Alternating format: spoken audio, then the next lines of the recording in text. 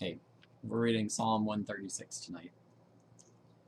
I'm reading from the New Revised Standard Version. I'll give you a minute to find it in your Bible. Oh, give thanks to the Lord, for he is good, for his steadfast love endures forever. Oh, give thanks to the God of gods, for his steadfast love endures forever. Oh, give thanks to the Lord of lords, for his steadfast love endures forever. Who alone does great wonders, for his steadfast love endures forever. Who by understanding made the heavens, for his steadfast love endures forever. Who spread out the earth on the waters, for his steadfast love endures forever. Who made the great lights, for his steadfast love endures forever. The sun to rule over the day, for his steadfast love endures forever. The moon and stars to rule over the night, for his steadfast love endures forever. Who struck Egypt through their firstborn, for his steadfast love endures forever. And brought Israel out from among them, for his steadfast love endures forever. With a strong hand and an outstretched arm, for his steadfast love endures forever. Who divided the Red Sea in two, for his steadfast love endures forever. And made Israel pass through the midst of it, for his steadfast love endures forever. But overthrew Pharaoh and his army in the Red Sea, for his steadfast love endures forever. Who led his people through the wilderness, for his steadfast love endures forever. Who struck down great kings, for his steadfast love endures forever. And killed famous kings, for his steadfast love endures forever. Sihon, king of the Amorites, for his steadfast love endures forever. And Og, king of Bashan, for his steadfast love endures forever. And gave their land as a heritage, for his steadfast love endures forever. A heritage to his servant Israel, for his steadfast love endures forever.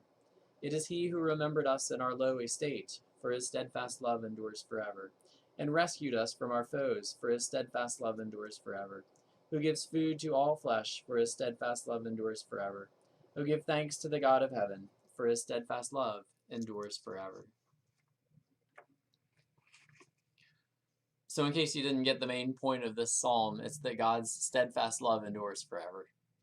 The psalm goes through a list of some of the high and low lights of God's relationship with the world and God's relationship with God's people Israel.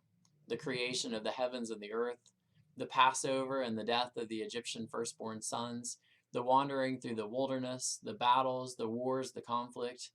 And it says that through it all, God's steadfast love endured, and that God's steadfast love will endure forever. 2020 is less than half over, and it's already a momentous and possibly history-changing year. A brand new virus that you can infect others with for up to 5 days before you even know you're sick. But also people reclaiming time spent with family and learning to bake bread or garden. Massive unemployment, racist deaths.